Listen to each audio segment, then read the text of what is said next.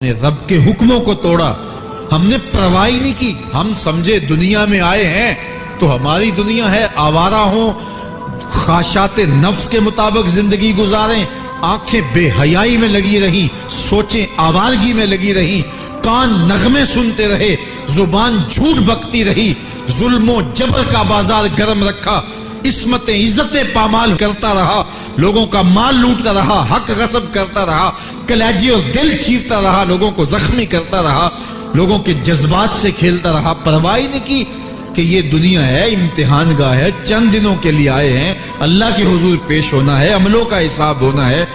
اب جب وہ دیکھیں گے کہ ہمارے ساتھ کیا ہونے والا ہے تو ان کے چہرے پہلے بگڑ جائیں گے. کیوں؟ وہ گمان کریں گے کہ ان کی ریڑھ کی ہڈی توڑ دی جائے گی. ایسے عذاب آئیں گے جس طرح کسی کی ریڑھ کی ہڈی ٹوٹ جائے تو اس کا چہرہ شگفتہ گلاب تو نہیں ہوتا، اس کا چہرہ جو ہے وہ تو کس قدر مرجھایا ہوا ہوتا ہے. تو اللہ ارشاد فرماتا ہے اس طرح ان کے چہرے ہوں گے. ابھی عذاب آیا نہیں ہے لیکن چہرے پہلے اترے ہوئے ہوں گے، اور جب عذاب کی بھٹی میں ڈالے جائیں گے، اللہ اکبر، اور وہ سخت عذاب. حضور نے جبریل امین سے پوچھا مجھے جہنم کے عذابوں کا ذکر سناؤ. عرض کی حضور سب سے ہلکے عذاب کی کہانی سناتا ہوں، اور وہ یہ کہ جہنمی کے پاؤں میں آگ کا جوتا رکھا جائے گا، باقی پورا بدن اس کا سلامت ہوگا. یہ سب سے ہلکے عذاب کی کیفیت ہے. اب پاؤں میں آگ کا جوتا ہوگا، حدت، گرمی، شدت اتنی ہوگی کہ دماغ پگھل کے ناک اور کانوں کے راستے سے باہر آ جائے گا. پاؤں میں رکھے ہوئے جوتے کی گرمی دماغ کو ایسے چڑھے گی کہ وہ پگھل جائے گا اور ناک اور کانوں کے راستے سے باہر آ جائے گا.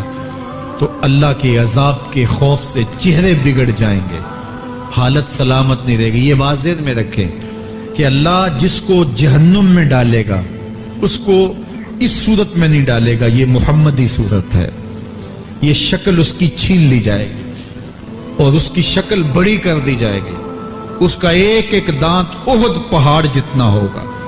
احد پہاڑ کا پھیلاؤ 15 کلومیٹر پہ ہے. 15 کلومیٹر کا ایک دانت اور 32 دانت کتنے ہوں گے تو منہ کتنا بڑا ہوگا. اس کو اتنا بڑا اس لیے کیا جائے گا تاکہ وہ عذاب کی تکلیف زیادہ سہے. 70 گز موٹی کھال ہوگی اور کھال جل جائے گی تو اللہ قرآن میں فرماتا ہے ہم نئی کھال دے دیں گے تاکہ عذاب کی تکلیف اس کو گوارا کرنی پڑے. پھر چیخے گا، چلائے گا، ہائے مجھے پانی دو، پانی دو، پیاس کی شدت ہے. 70 سال تک تو اس کی کوئی آواز ہی نہیں سنے گا. 70 سال کے بعد داروغہ جہنم چیخ کر کہے گا کیا مانگتا ہے؟ وہ بولے گا مجھے پانی چاہیے. کہا جائے گا تو بے بھی ملتا ہے پانی. پھر داروغہ جہنم اسے پانی دے گا. کوکا کولا کی بوتل دے گا یا پیپسی تھما دے گا یا منرل واٹر کی بوتل دے گا؟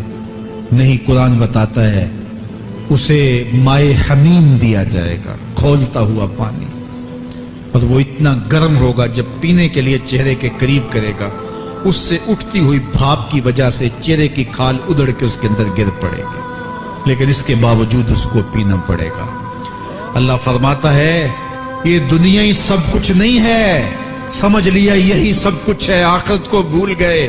صبح اٹھے کام پہ چلے گئے، شام آئے آوارگی میں چلے گئے، صدائیں آتی رہی حی علی الصلاۃ حی علی الفلاح، کوئی پرواہ نہیں کی. نہ پیشانیوں نے سجدے کیے، نہ سوچوں میں پاکیزگی آئی.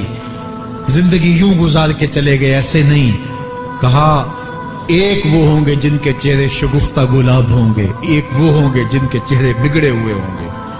اللہ اکبر. کلا اذا بلغت التراقی. یہ تو قیامت کا منظر ہے نا، قیامت سے قبل بھی ایک منظر ہے.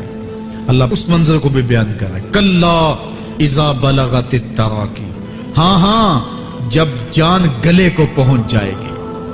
اے انسان تیرے اوپر وہ گھڑی بھی آنے والی ہے، وہ وقت بھی آنے والا ہے جب سانس اس ہنسلی میں اٹک جائے گا، جب سینے سے بھی سانس اوپر چلی گئی. اب ڈاکٹر بھی لا علاج قرار دے رہے ہیں کہ اب علاج نہیں رہا ہے، جان بس اب نکلنا چاہ رہی ہے. اور کہا جائے گا کوئی جھاڑ پھونک والا بلاؤ. اب ڈاکٹروں نے تو جواب دے دیا. اب سانس اٹک گئی گلے میں، چند لمحوں کی مہمان ہے. اب ڈاکٹروں نے کہا اب ہماری جانب سے لا علاج ہو گیا، اب لے جاؤ اس کو گھر یا وینٹیلیٹر پہ ڈال دیتے ہیں اس کو. بس اب ہماری جانب سے کوئی اس کا علاج نہیں ہے.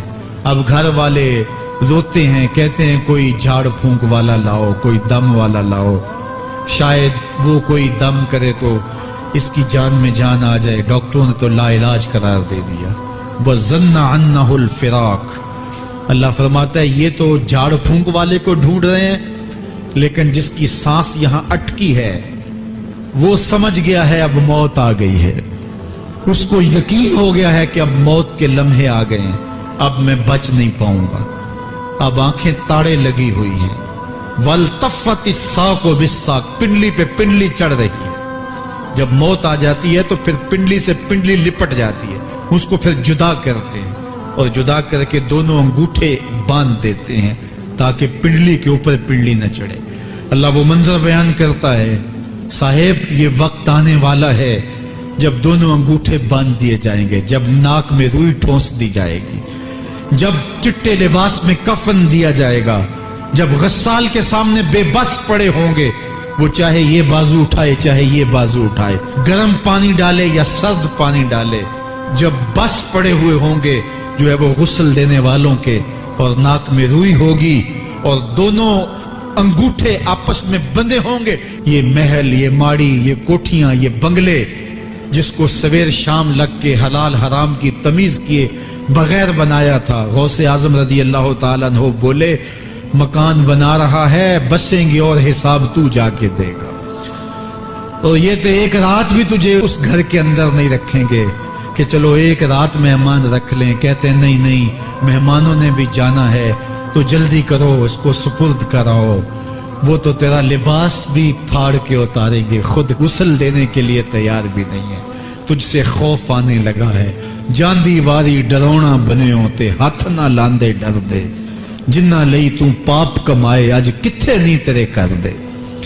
آج تو وہ تیرے ساتھ تجھے غسل دینے کے لیے آمادہ نہیں ہے. وَالْتَفَّتِ السَّاقُ بِالسَّاقِ. جب پنڈلی پہ پنڈلی چڑھنے لگ جائے گی, إِلَىٰ رَبِّكَ يَوْمَئِذٍ الْمَسَاقُ. اس دن تیرے رب کی طرف ہی لوٹ کے جانا ہے. فَلَا صَدَّقَ وَلَا صَلَّىٰ. اس نے نہ تو سچ مانا اور نہ نماز پڑھی. وَلَٰكِنْ كَذَّبَ وَتَوَلَّىٰ. ہاں جھٹلایا اور منہ پھیر کے چل پڑا. ثُمَّ ذَهَبَ إِلَىٰ أَهْلِهِ يَتَمَطَّىٰ. پھر اپنے گھر کو اکڑتا ہوا چلا. اولا لک فاولا ثم اولا لک فاولا. تیری خرابی آ پہنچی, ہاں تیری خرابی آ پہنچی. ایحسب الانسان ان یترک سدی. انسان دنیا میں یہ گمان کرتا ہے اس کو سدا چھوڑ دیا جائے گا. سدا عربی میں ایسے اونٹ کو کہتے ہیں جس کی مہار کسی کے ہاتھ میں نہ ہو. شترے بے مہار, جہاں مرضی جس گھاٹ سے چاہے پانی پیے, جہاں سے مرضی چارہ لے, تو شترے بے مہار کو کہتے ہیں سدا.